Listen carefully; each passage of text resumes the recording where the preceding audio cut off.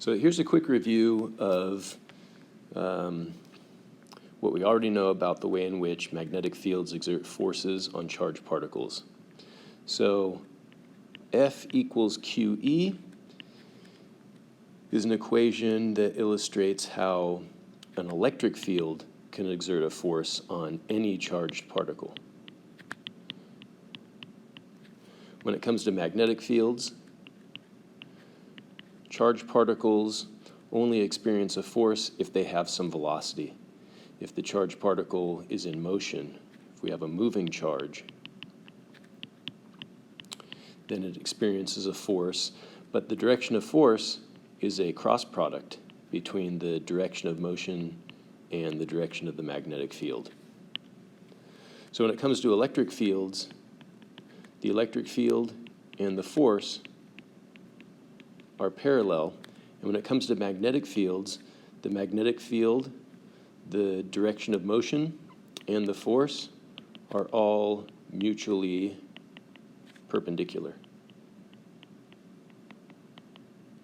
And there's something known as the right-hand rule that helps explain how you can figure out the direction of force when you know the velocity and the magnetic field.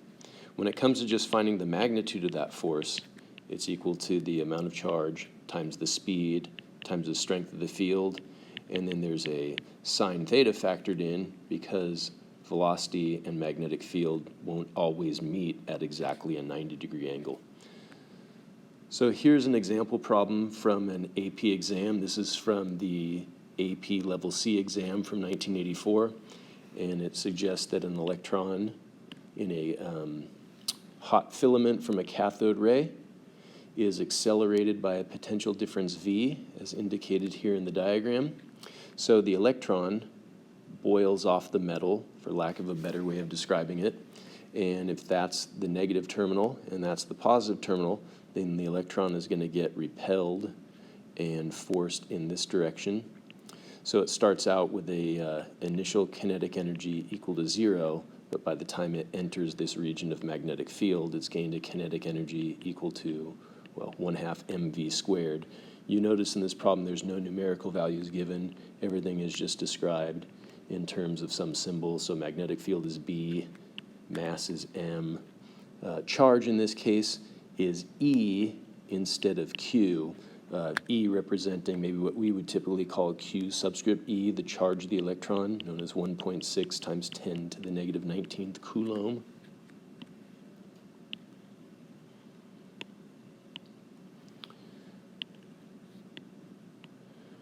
So let's get into this problem. Part A, we have to find the potential difference that would provide for a speed V as the charge enters the magnetic field. So that can be solved based on the work kinetic energy theorem.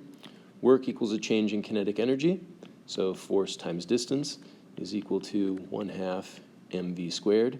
The force in this case is the force from the electric field. The electric field points in this direction. However, when a negative charge is in an electric field that points to the left, it experiences a force to the right. So we have a force of QE multiplied by a distance of D equal to 1/2 mv squared. The product of electric field and distance is what we call potential difference or voltage. Sometimes we call that delta V. In this case, we'll just call it V. So we have step 1, 2, 3, and 4. Charge times potential difference is kinetic energy, which is 1/2 mv squared. So the final result, if we have to solve for the potential difference, we get V equals m little v squared over 2q. Okay. Part B, sketch the path of the electron when it reaches the magnetic field. So here we have to use what we referenced before as the right-hand rule in order to determine the direction of force. So here's the way the right-hand rule works. The x's in this diagram are a way of representing a vector that points into the page. So with your right hand, take all of your fingers other than your thumb, right? Index finger through pinky, and point them all into the page. And at the same time that all your fingers are pointing into the page, you need to direct your thumb to the right because that's the direction of velocity of the electron. So with your thumb pointing to the right and your fingers pointing into the page, you'll notice that your palm faces up and your knuckles face down. So we'll associate the direction our palm faces with the direction of force on a positive charge and the direction our knuckles face with the direction of force on a negative charge. So these electrons are going to initially get forced downward as they enter the magnetic field, which causes the velocity to bend a little bit in that direction. And now if you point your thumb in that direction and your fingers into the page, you find that your knuckles point more like that, right? Originally the force was directed down. Now the force is directed down and to the left, which causes the electrons to bend even more. And as you continue this approach of pointing your thumb tangent to the path and your fingers into the page, you'll find that your knuckles always point toward the center of a circle and the electrons curve around in a circular path and the electrons are moving, I guess, clockwise as opposed to counterclockwise. On the diagram, sketch the path. We've done that. I might even note clockwise. Part C. In terms of mass, speed, charge, and field strength, determine an expression for the radius of curvature of the, misspelling there, circular path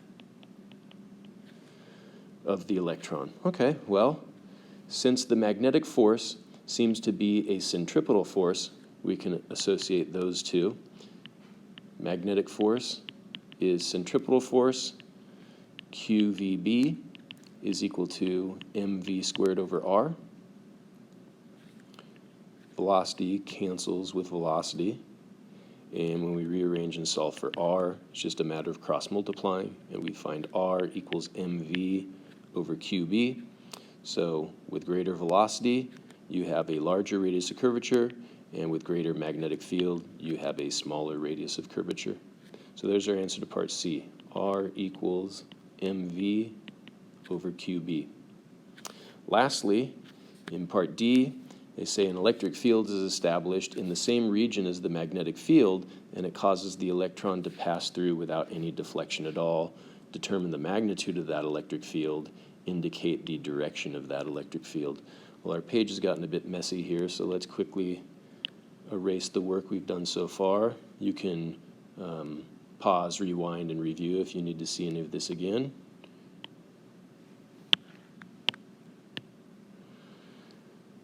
So back to the drawing board, the electrons initially moving with velocity to the right in a magnetic field that points into the page.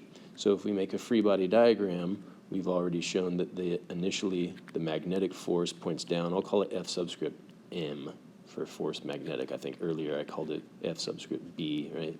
B is the symbol for magnetic field. It's called F subscript M. There's the magnetic force. So the only way the electron can avoid curving in the circular path is if there's some amount of force pointing up to cancel it out, and that'll keep the electron traveling in a straight line. So what is this other force that would point in the upward direction? That force could be accounted for from an electric field. So if there's some F equals QE that points up, and F equals QVB, magnetic force is QVB, electric force is QE. If those two forces balance one another out, then the net force is zero, and the object follows Newton's first law, law of inertia. It says it just wants to keep going in a straight line at constant speed. So to determine the magnitude, we just have to set these two forces equal to each other. QE has to equal QVB. The Q cancels out, and there we have it. The electric field would be the product of the speed and the magnetic field strength. So there are devices that create electric fields called velocity selectors that operate based on this principle. If I can create the proper strength electric field, I can keep an electron or a proton actually, or any charged particle for that matter, traveling in a straight line because we notice charge canceled out in the equation. So if these were two negative charges, the negatives would cancel. If these were positive charges, positives would cancel. Whatever the charge happens to be cancels out in the equation. So any charge would move in a straight line as long as the electric field strength is equal to the product of the speed of the particle and the strength of the magnetic field. So we need to find the direction of this electric field.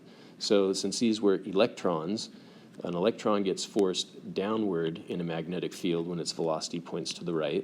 So how can an electron get forced upward due to an electric field? Well, if the electric field pointed up and these were positive charges, yeah, there'd be an upward force. But because electrons have negative charge, an electric field that points down will create an upward force for an electron.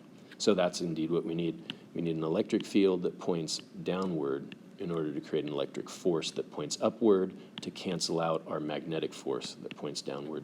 So indicate the direction on the diagram above. I think we've done that by drawing the arrows that point down. I might take the time to write it out and say downward. So there you have it. And if all of that looked a little too messy or I erased some of the work that you wanted to see, here I've presented all the results in a little neater fashion. So part A, find the potential difference. We've solved for that here. Part B, sketch the path. Well, if you look above, you can clearly see the path. The electron curves in a clockwise direction. Find the radius of curvature.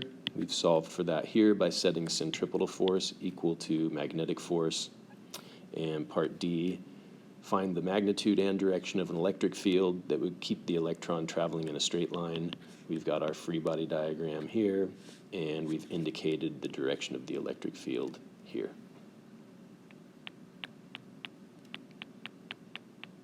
So take a moment and look through this work, or press pause if you need to. And that's problem 1984, number 1.